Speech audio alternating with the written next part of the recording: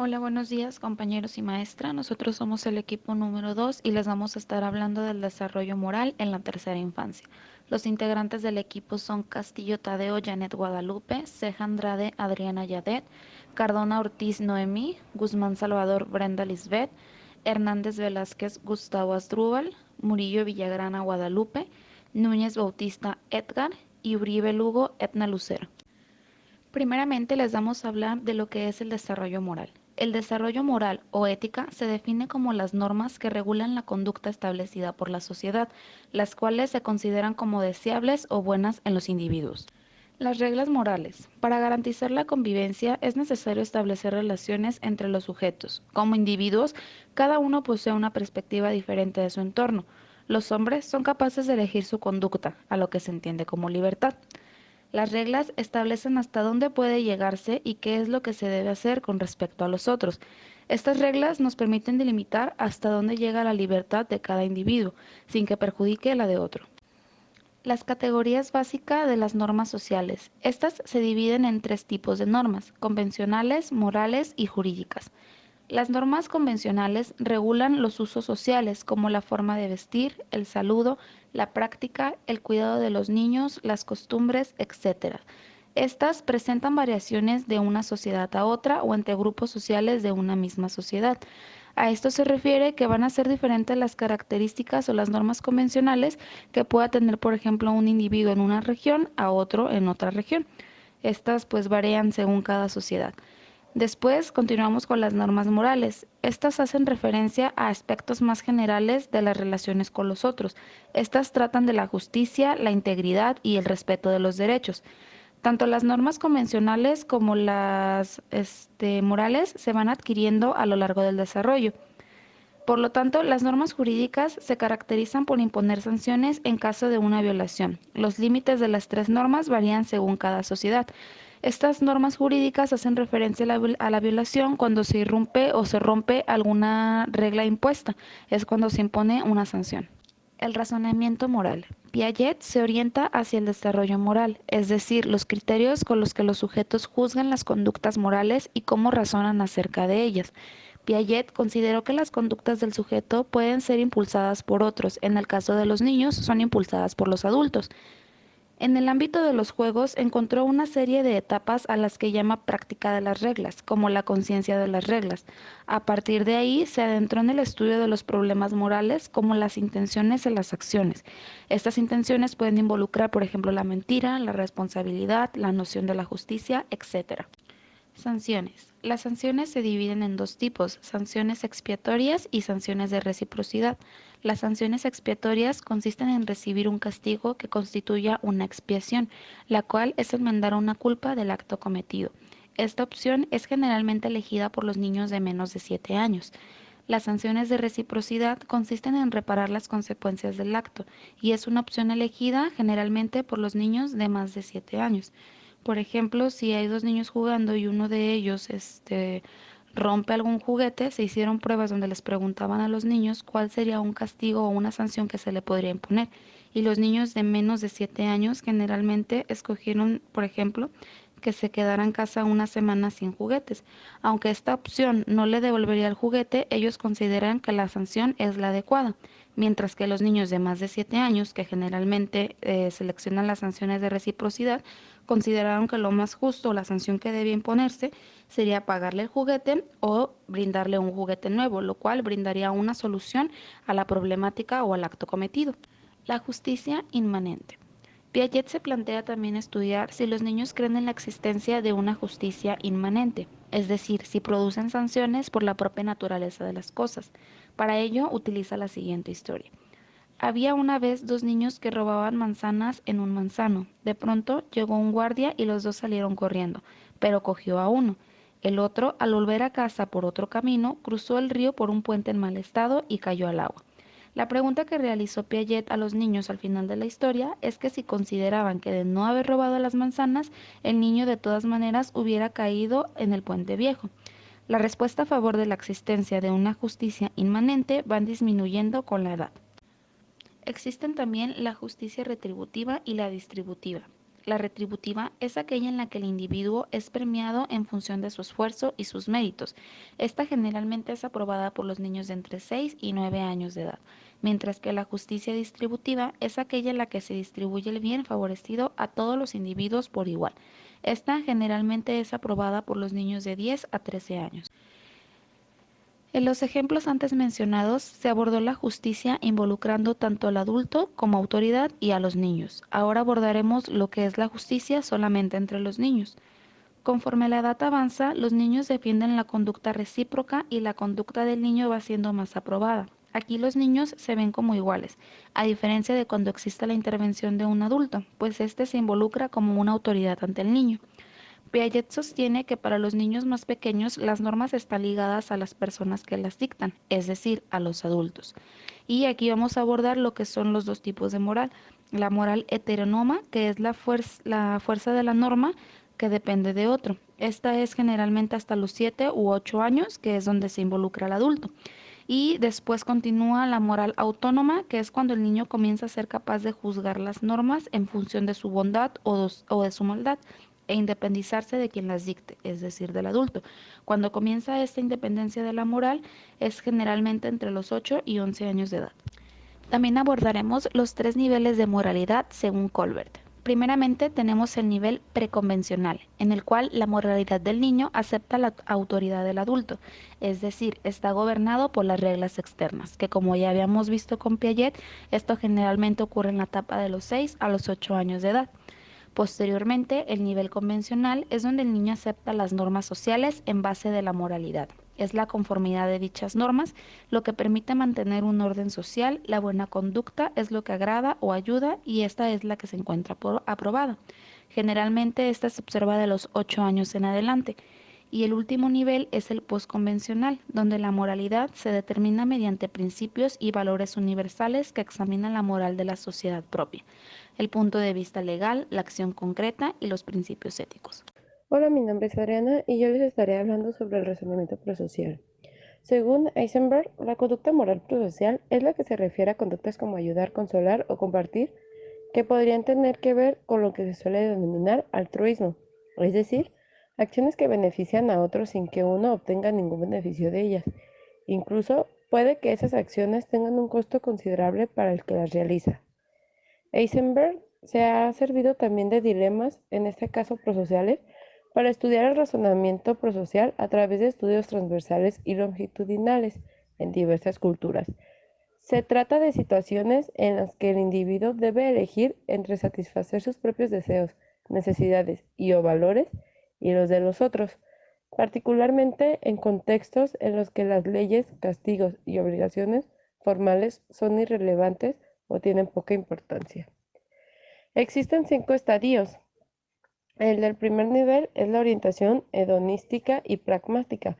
Esta se da en las edades aproximadas en preescolar y comiendo de la escuela primaria. Se caracteriza por una orientación hedonista y pragmática en la que el sujeto se preocupa más por las consecuencias que la acción tendrá para el propio actor que por las necesidades del otro. El 2, orientación hacia las necesidades de los otros. Esto se da en las edades de preescolar y primaria. El sujeto se preocupa ya por las necesidades de los otros, pero pareciera que sin pensar mucho en los conflictos que le plantea. El nivel 3 es la orientación centrada en la aprobación y orientación estereotipada. Esta se da en escuelas primarias y secundarias. El sujeto se preocupa por la aprobación estereotipada que pueda recibir de los otros, que tiende a valorar las conductas prosociales. La 4 es la orientación empática. Esta se da a finales de la escuela primaria y a principios de la escuela secundaria. Existe una empatía hacia las necesidades del otro y el sujeto es capaz de ponerse en su lugar, de adoptar su perspectiva. Y por último, la orientación hacia valores interiorizados. Esta es una minoría del final de la escuela secundaria. Y ese razonamiento se realiza basándose en valores interiorizados y en la creencia en la dignidad, derechos e igualdad de todos los individuos. Normas convencionales. Las normas convencionales son reglas de comportamiento consideradas como válidas al interior de un grupo social. No están claramente definidas, pues rara vez existe un documento en el que se señala por escrito. Las podemos observar en la vida cotidiana, en las formas de relación social, en la cultura. No son obligatorias, pues no existen autoridades formales ni mecanismos sociales que aseguren su cumplimiento. La sanción son el rechazo, el repudio, la censura o el remordimiento. Un ejemplo de ello es comer con cubiertos. Las normas sociales definen lo que es bueno o malo según ciertos valores y principios rectores de la conducta humana. No están escritas ni ordenadas, ni existen instituciones o personas encargadas de vigilar su cumplimiento. Es la conciencia de cada persona la que dicta la norma no moral. La persona establece su propio código de normas morales con base en las de su grupo social. Se respetan por convicción y conciencia. Un ejemplo de esto es no hacer trampa. La función de la enseñanza. En este capítulo examinamos el papel social de la educación. La escuela es la formación institucional para proporcionar la educación. La educación se extiende cuando deja de considerarse peligrosa y se ve por el contrario como un factor de equilibrio y estabilidad social. La función conservadora de la escuela se realiza de dos formas principales: promocionando a los individuos de las clases sociales dominantes y reproduciendo así las estructuras sociales, y transmitiendo ideas y actitudes que atienden a la conservación del orden social y hacen que la gente entienda difícilmente el cambio. En la etapa de inmadurez, la duración de la etapa infantil es muy larga, por lo tanto, esto le da la posibilidad de aprender una gran cantidad de cosas. Es en el periodo en el que el niño depende de un adulto y requiere que le enseñe. En esta etapa, el niño tiene una disposición para aprender, por ejemplo, imitar a otros individuos, pero además de esto, los adultos le enseñan una enorme cantidad de cosas, entre ellas se encuentra el lenguaje y todo el conocimiento del mundo, tanto físico como social. En el periodo que denominamos infancia-adolescencia, la etapa del desarrollo, cada sujeto va construyendo, dentro de un medio social determinado, la estructura de su propia inteligencia y el conjunto de su conocimiento. Por su lado, la inmadurez es como una etapa de la cual todos pasamos por ella. No solo la inmadurez es falta de responsabilidad, sino también tenemos miedo a tomar decisiones por miedo al fracaso. Una de sus características es la falta de maduración intelectual, falta de maduración afectiva, ausencia de un proyecto de vida. Otra de sus características es la mala o nula percepción de la realidad, inestabilidad emocional. Procesos de socialización. La socialización es un proceso mediante el cual los y las humanos aprendemos a ser miembros de la sociedad en la que vivimos, interiorizando las creencias, las normas y los valores de nuestra cultura. La socialización es el proceso mediante el cual el ser humano aprende en el transcurso de su vida los elementos socioculturales de su medio ambiente y los integra a la estructura de su personalidad, bajo la influencia de experiencias y de agentes sociales. El proceso por el cual los individuos, en su interacción con otros, desarrollan las maneras de pensar, sentir y actuar que son esenciales para participación eficaz en la sociedad.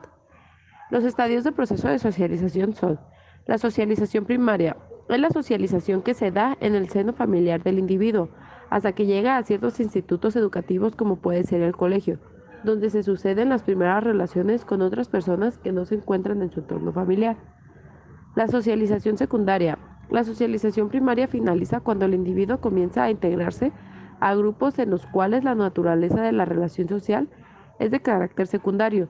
Son relaciones a las cuales la persona se integra opcionalmente y como resultado de un contrato social. El individuo descubre que el mundo de sus padres no es el único.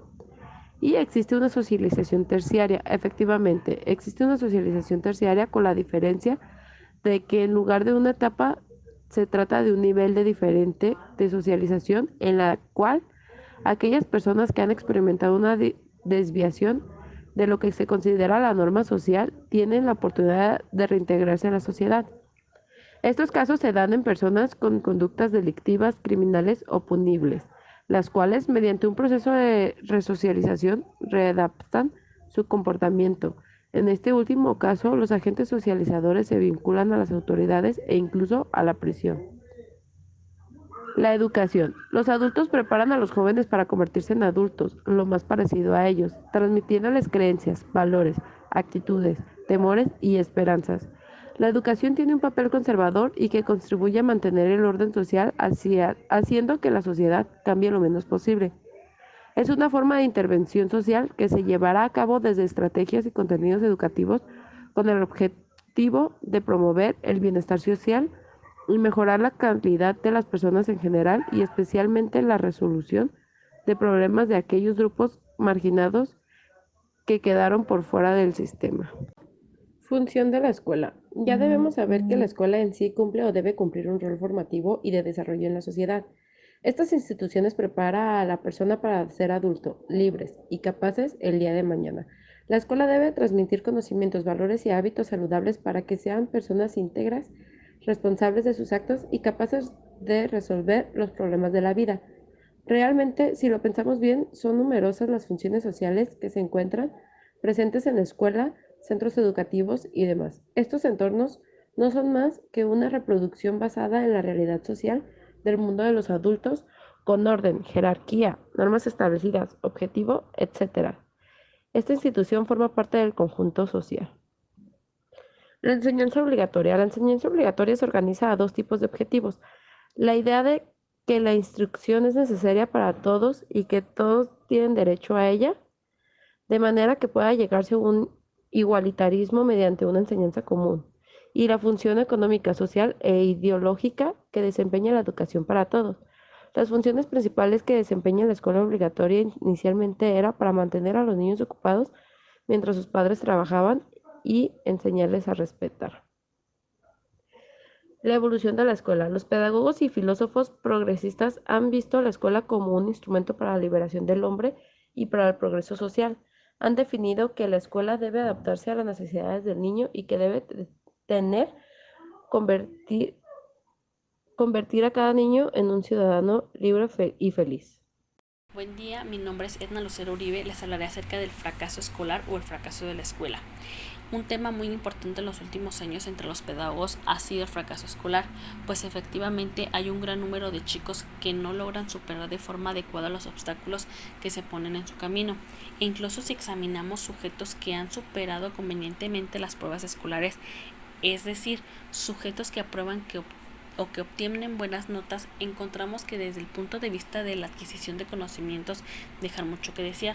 Los sujetos tras muchos años dentro del sistema de enseñanza saben muy poco de los que les ha enseñado y por ello algunos, en vez de hablar del fracaso escolar, hablan del fracaso de la escuela.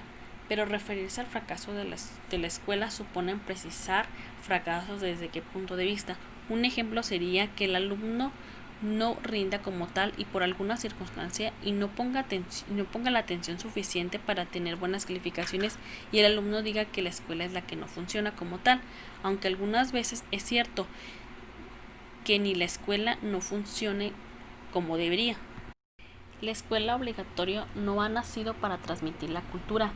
Esta es una función que algunos han tratado de darle posteriormente y que en todo caso es secundaria.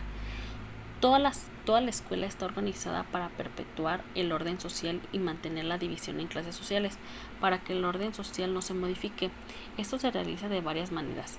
Las dos principales son haciendo que la escuela perpetúe de hecho la división en clases sociales de la sociedad, es decir, promocionando más a los miembros de las clases dominantes y transmitiendo a todos los individuos que asistan a ellas con independencia de su clase social, la idea de su sumisión al orden existente y dificultando así la modificación del orden social. En otro punto les hablaré acerca de escuelas y clases sociales. En los últimos años, numerosos trabajos han puesto de manifiesto que la escuela única, igual al principio para todos, selecciona de hecho a los individuos de acuerdo con su origen de clase y tienen entonces una función opuesta a la que pretenden. Los individuos con un origen de clase obrero o campesino se dirigen fundamentalmente a enseñanzas cortas de tipo profesional, mientras que los hijos de la burguesía se dirigen a enseñanzas largas que terminan en la universidad. De hecho, estos dos redes de la enseñanza son independientes y aunque en teoría es posible el el trasvase entre ellas en la práctica no se da.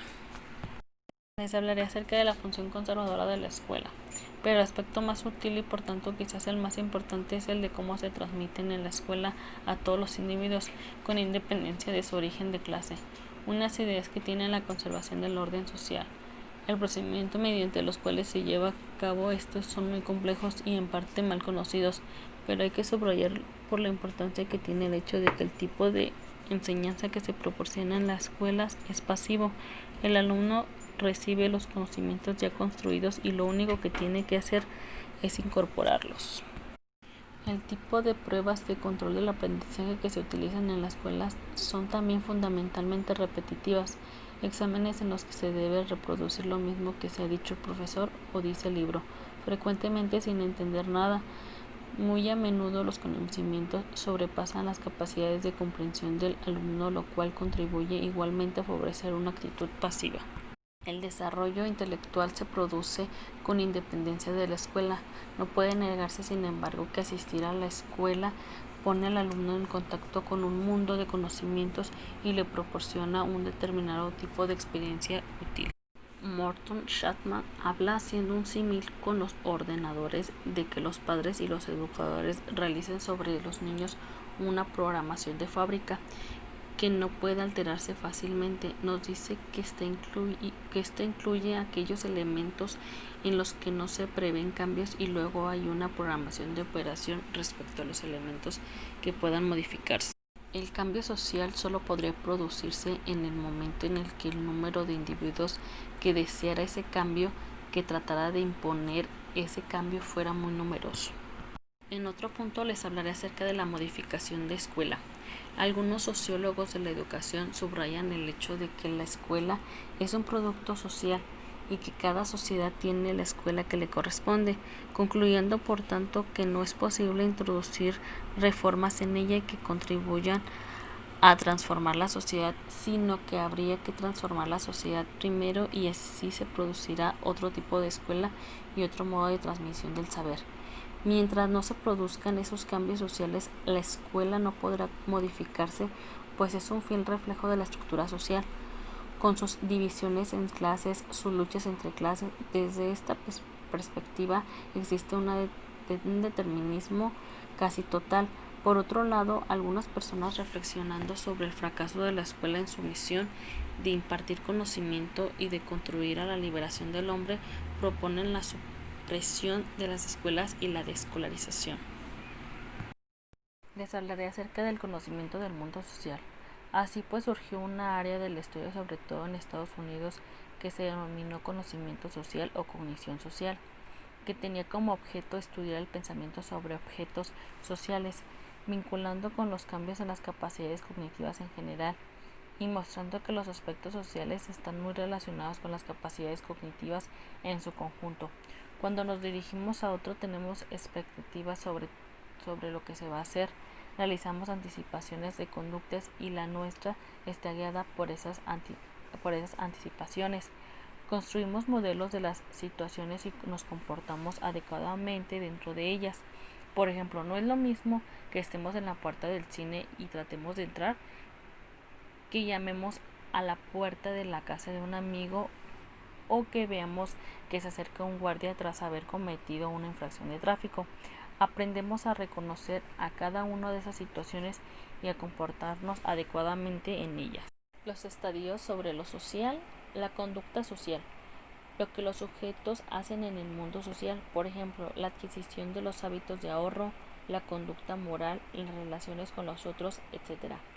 La perspectiva empirista, que pone el acento sobre las influencias exteriores.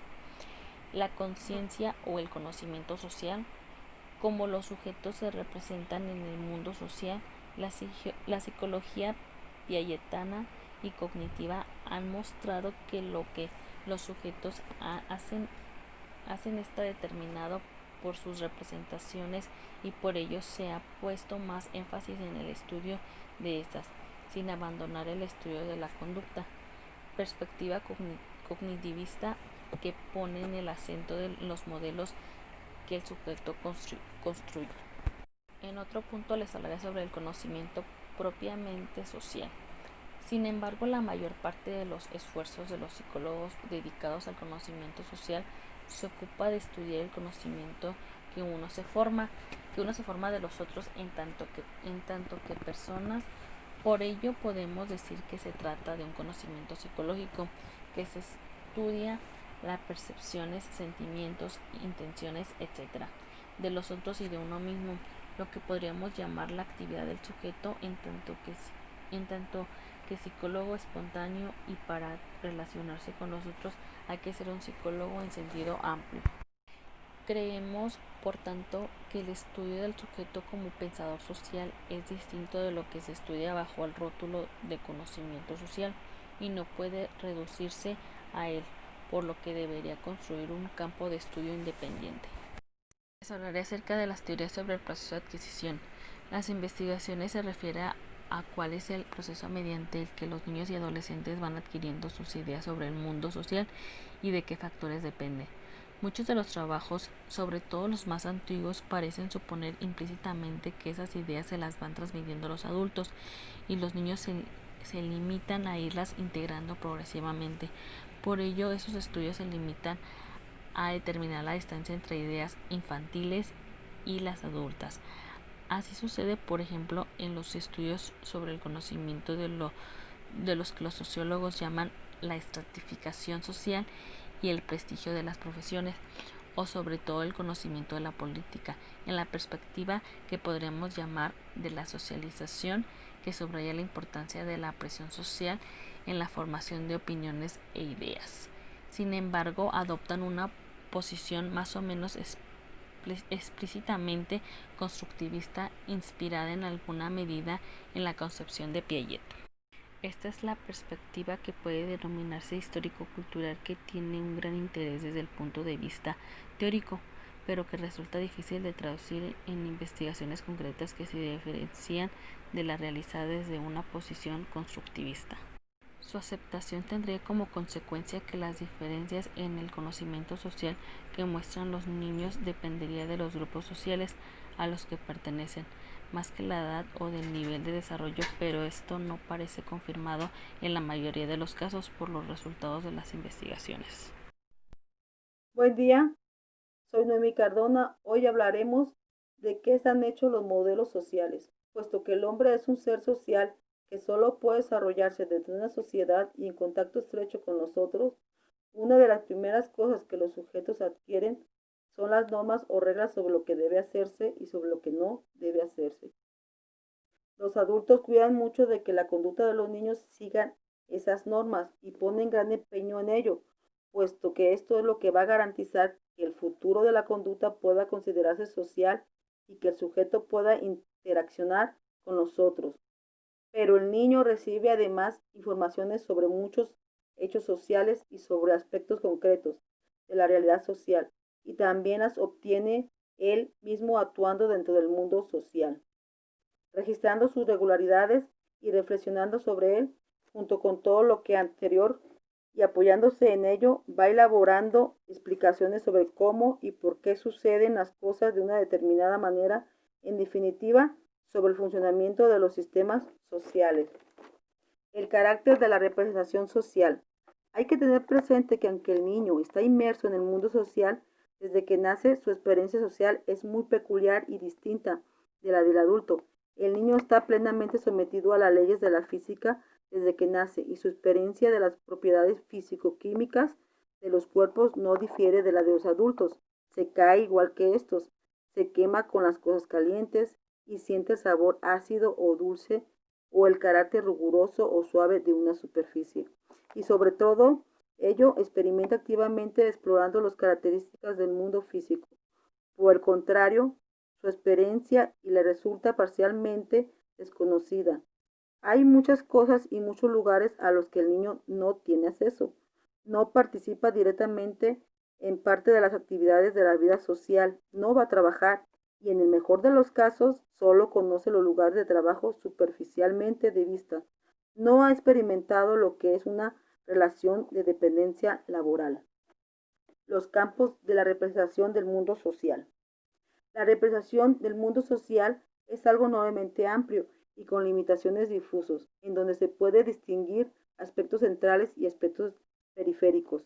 Posiblemente los dos problemas centrales de la representación del mundo social son la comprensión del orden político y la comprensión del orden económico, que constituyen una especie de columna vertebral en torno a la que se organizan otras cuestiones respecto al funcionamiento económico.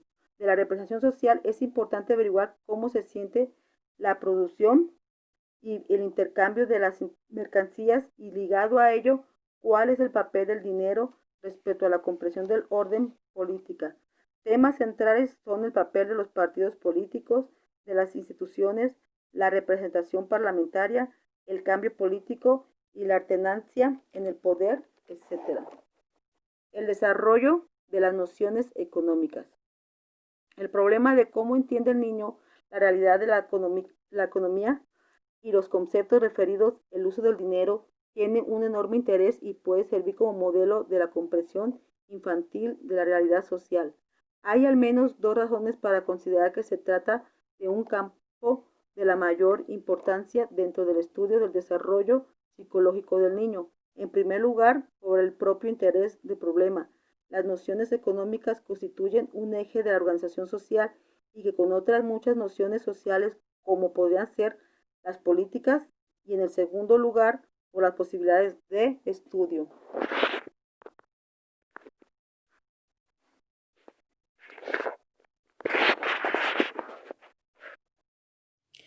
Buenos días. Yo soy Guadalupe Murillo y soy del equipo número 2 y hablaré sobre el conocimiento social y desarrollo moral de los niños entre 6 a 12 años. Y mi tema es la estratificación social. En la primera diapositiva veremos el problema relacionado con las nociones económicas, implica otros elementos de la organización social y las diferencias económicas entre los individuos, la diferencia entre ricos y pobres. La idea de la movilidad social de los más pequeños es bastante limitada y en cierto modo contradictoria, pero una contradicción que el niño no es capaz de ver. Por una parte se puede hacer rico y por otra parte se hace pobre en un instante. Un ejemplo muy sencillo es, si una persona sale a la calle y pierde su billetero o monedero, inmediatamente queda pobre. Es un ejemplo sencillo para un niño que lo podría él ver de esa manera. O puede suceder que sale y se encuentra una billetera repleta de billetes, se hace rico. Los cambios son bruscos, súbitos y en muchos casos son producto del azar. En la siguiente diapositiva veremos 3 niveles de categorización de los cambios en los niños de diferentes edades. Un primer nivel en el que se estarían incluidos niños de edades entre 6 y 10 años aproximadamente. Un segundo nivel de niños de 3 y 14 años y un tercer nivel a partir de los 14 años. El primer nivel, los cambios súbitos y poco realistas de niños de 6 a 10 años. Explicaciones basadas en aspectos aparentes y fácilmente observables, sin que existan diferencias o procesos internos u ocultos. La causa principal de los cambios se debe a la acción libre e individual del sujeto, a su deseo o al azar. El trabajo aparente de una manera incipiente, sin diferenciar unos trabajos de otros, solo se diferencia la cantidad de trabajo. Es decir, los estratos económicos son poco convenientes y pueden convivir en las explicaciones del sujeto con dos ideas aparentes y opuestas y contradictorias a la vez. No hay cambios y al mismo tiempo los cambios son difíciles y se producen de una manera súbita, frecuentemente por el azar. Ausencia de comprensión de las limitaciones externas o la escasez de trabajo o la escasez de bienes. Los que trabajan mucho son los que ganan mucho dinero y los que trabajan poco son los que ganan poco, pero sin tomar en cuenta en qué trabajan. Está el ejemplo de un niño que explicaba que un albañil gana poco dinero y un ingeniero gana más dinero que el albañil. El albañil empieza a trabajar a las 10 de la mañana y a las 5 deja su trabajo, mientras que el ingeniero entra a las 8 de la mañana y está trabajando hasta las 9 de la noche. El niño sabía posiblemente por informaciones que le han llegado que un ingeniero gana más que un albañil, pero no por otra parte, como no diferencia la cualidad de los trabajos, lo tenía que explicar apoyándose en las horas que trabajaba cada uno de ellos. Veremos el segundo nivel, que vienen siendo los cambios naturales. Es la de la edad de 10 a 13 años. Se empieza a tener en cuenta la escasez y la competencia ligada a ella. Se empieza a comprender los procesos temporales que constan de varias etapas. Los sujetos comienzan a concebir relaciones sociales que no son relaciones entre individuos, sino que están institucionalizadas como la relación entre comprador y vendedor, o entre jefe y empleado, es decir, relaciones entre tipos de funciones y no entre personas. El trabajo se convierte en la forma principal de cambio y los trabajos se diferencian de acuerdo con su calidad. Hay un proceso todavía incipiente y una de sus principales características es que parece que una vez que se ha iniciado ese proceso, ya prosigue necesariamente. En el nivel 3 serían los cambios posibles. Es de la edad de 13 a 16 años. Capacidad de concebir un mundo de posibilidades hipotéticas y comprensión de la existencia de interés común a grupos de individuos. El proceso no es natural, sino que representa muchos obstáculos que hay que vencer. En este caso, el adolescente adquiere habilidades para entender las relaciones entre sistemas distintos. Así, los sujetos son capaces de comprender las relaciones entre la fabricación, la distribución y la demanda de mercancía, o entre la preparación para el trabajo de un individuo y la creación de nuevos puestos de trabajo por instancias sociales. Los factores individuales siguen teniendo un peso considerable y se consideran las diferencias de capacidad entre individuos y el tesón. La voluntad que aparece ahora es distinta de la que aparecía en la primera etapa, que era más bien simplemente un deseo que no tenía en cuenta los obstáculos que tenía que superar. Se habla también de diferencias de oportunidades entre ricos y pobres que implican factores sociales. Las nociones de los niños sobre desigualdad social de grupos sociales contrastantes focalizados en las construcciones cognitivas infantiles, considerando los contextos sociales de pertenencia. Hay diferencias de pensamiento en los niños respecto en forma de comprender este concepto en función de las pertenencias sociales. En resumen, las ideas que se van formando respecto a la movilidad social puede decirse que en un primer nivel se habla de cambios súbitos y poco realistas, cambios producidos por el azar o por el trabajo, que solo se considera de una manera cuantitativa, mientras que los estratos económicos son poco permanentes. Las diferencias entre ricos y pobres son únicamente diferencias de dinero, no diferencias de educación, de formas de conducta, de formas de vida, de todo un conjunto de factores que sí consideran los sujetos mayores.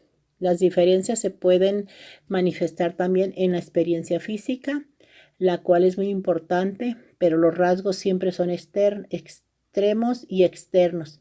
Los ricos van con joyas, abrigos y pieles finas, mientras que los pobres van vestidos con harapos, están en el suelo, no tienen absolutamente nada, son mendigos. En el segundo nivel, los cambios se producen de una manera natural. Cuando uno empieza el buen camino, ya sea por él, pero el niño comienza a entender que esos cambios son procesos temporales que se demoran algún tiempo, que no son procesos instantáneos y las relaciones sociales no son únicamente entre individuos, sino que las relaciones institucionalizadas y que el trabajo es la forma de alcanzar la riqueza, pero en aquellos trabajos que son buenos, como en profesiones liberales o en actividades que tienen relación con el dinero, o sea que en este caso el banquero, en cambios posibles de un mundo de posibilidades hipotéticas. en el cual el niño entiende las relaciones entre diversos sistemas. Por ejemplo, los niños más pequeños piensan que para resolver el problema de los pobres, ¿qué hay que hacer? Es darles dinero, darles limosna, practicar la caridad. Ellos ven la caridad como una solución al problema. Dice Del Val, 1994, resume algunas de las características comparándolas con las que se producen en conceptos relacionados como son el dinero y el trabajo, y algunos rasgos generales que aparecen en los problemas de la comprensión de varios conceptos sociales. Ahora hablaremos sobre la formación de nociones políticas en los niños. El orden político, es decir, las cuestiones relativas al poder que regulan el funcionamiento de las sociedades humanas, es otro aspecto central de la comprensión de la organización social. Es un tipo de problema en cierto modo más complejo que los económicos, porque el niño tiene menos contacto directo con las instituciones políticas y porque se trata de una realidad abstracta y oculta. ¿Cómo se puede entender la división de poderes, la forma de representación directa, el juego de los partidos políticos o los conflictos entre ideologías y la práctica política? Son problemas muy complejos que hacen intervenir diversos sistemas e interacción y que además tienen un aspecto temporal muy difícil de comprender. Los primeros estudios muestran que sobre el desarrollo de lo político en los niños se ocupa de la socialización política, es decir, de cómo los niños adquieren las orientaciones políticas y las pautas de conducta que caracterizan a la sociedad adulta. Se trataba de descubrir entonces los factores que determinan esa socialización y cómo influyen en ella la clase social, el medio cultural, la religión, la afiliación política de los padres, etc. Todo ello factores externos al propio individuo. Hablaré sobre el siguiente subtema, que es la amnesia infantil y el complejo de Edipo. El educador y el psicoanálisis, reacciones del niño ante el maestro. Significado de las primeras vivencias en la evolución en el carácter individual. El padre en la vida del niño y la ambivalencia emocional con respecto al padre. El educador en su trabajo diario pasa un cúmulo de variadas manifestaciones del niño, física y mentalmente defectuoso, hosco, intimidado, mentiroso y maltratado, hasta el brutal, agresivo y criminal. La vida y la actividad de los grupos escolares le exige constantemente intervención. Debe comprender, prohibir y conservar la disciplina, mantener al niño en actividad, educarlo e instruirlo. Malamente cumpliría su misión a la imperiosa necesidad de actuar. La vida y la actividad le exige constante intervención. Debe responder, prohibir y conservar la disciplina. Por mi parte es todo y tenga buen día. Hola, muy buenos días, compañeros y maestra. Yo les voy a hablar un poco sobre el educador y el psicoanálisis. Y bueno, el educador y el psicoanálisis, conocimientos especializados que exige la labor educacional de las relaciones del niño y la reconstrucción psicoanalítica, ya que la conducta escolar del niño ante la vida emocional que experimenta al comienzo temprano de la educación. Esto quiere decir que a primera vista esta tarea no ofrece dificultades en sus relaciones con todos los alumnos. El maestro ya habrá tratado de establecer vínculos de sincera confianza, que podrá ahora aprovechar fácilmente, de suerte que si lo interroga con inteligencia, el niño estará dispuesto a referirle cuanto desee saber. Todo maestro debería realizar este intento, pero de antemano le prevenimos que será infructuoso. Los niños no nos revelan su pasado. Se hallan prontos a relatarnos los procesos como el cumpleaños, algo distante, quizás inclusive de las navidades del año. Pero aquí se agotan los recuerdos o por lo menos su capacidad de comunicarlos. Seguramente se aducirá que hemos confiado demasiado en la memoria infantil de las vivencias preteóricas, que hubiéramos debido tener en cuenta que no discierne lo importante y lo insignificante de su pasado. Y bueno, compañeros, de mi parte sería todo y este tema lo seguirá abordando mi compañero Edgar. Muchas gracias. Hola compañeros, yo soy Edgar y voy a continuar hablándoles acerca de la educación higiénica en los niños.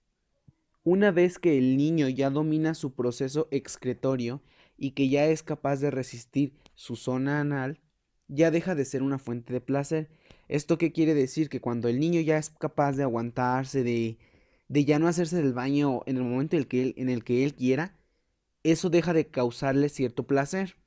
El niño, con afán de descubrir su propio cuerpo y el de sus hermanos o familiares, comienza a descubrir la diferencia de sus órganos y genitales, comienza a manera como de curiosidad a explorar sus zonas genitales y de esta manera puede sentir placer al estar desnudo. Y lo único que quiere es descubrir las diferencias entre hombre y mujer y cómo es que estos se relacionan. O sea, ver qué hay de diferencia o qué cosas tiene cada uno que los hace diferentes. Es importante que el niño averigüe y descubra estas zonas del cuerpo y evitar el pudor y la vergüenza, si es que el niño llega a cuestionar sobre alguna de estas zonas.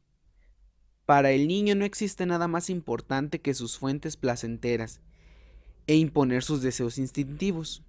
Es por eso que la educación radica en la importancia de la higiene en estas zonas y es importante que el adulto ayude con este proceso.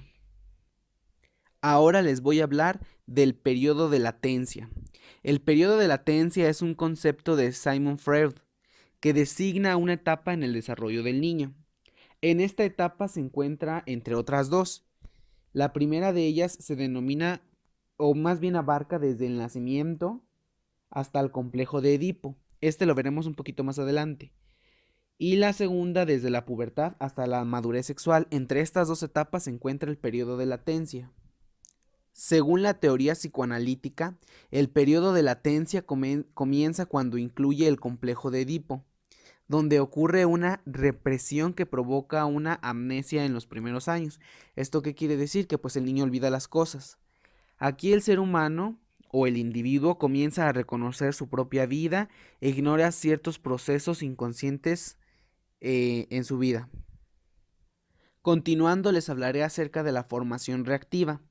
Conforme el niño va creciendo, va descubriendo diferentes cosas. Por ejemplo, jugar con excrementos ya le produce náuseas, ganas de vomitar o escupir, lo que usualmente comenzamos a hacer los adultos. Por lo que, a diferencia de cuando era niño y que todo quería introducirlo a la boca, ahora ya no lo hará. Y ya no usará la boca para tal acto ni para hacer otro tipo de cosas que solía hacer cuando era más chico.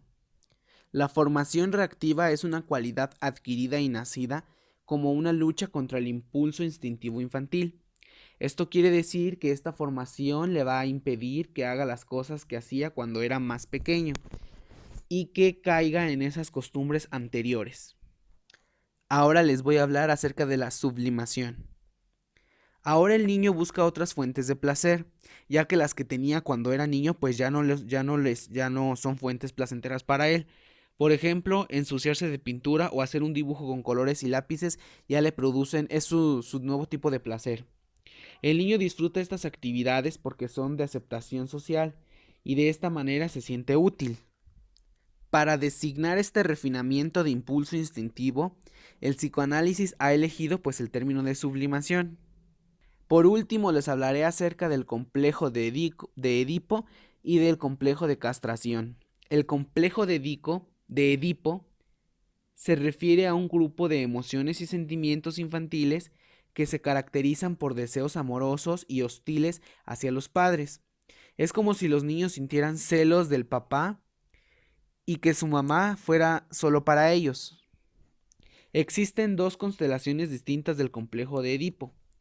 La primera, el complejo de Edipo positivo, que es cuando los niños sienten odio y rivalidad hacia el progenitor del mismo sexo y atracción hacia el progenitor del sexo opuesto. Es decir, si el niño es varón, pues va a sentir rivalidad por su papá y va a sentir atracción por su mamá.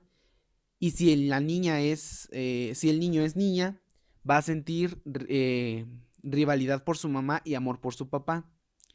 Y el complejo de Edipo negativo es cuando sienten amor hacia el progenitor del mismo sexo y odio al del sexo opuesto. Esto quiere decir que, por ejemplo, si la niña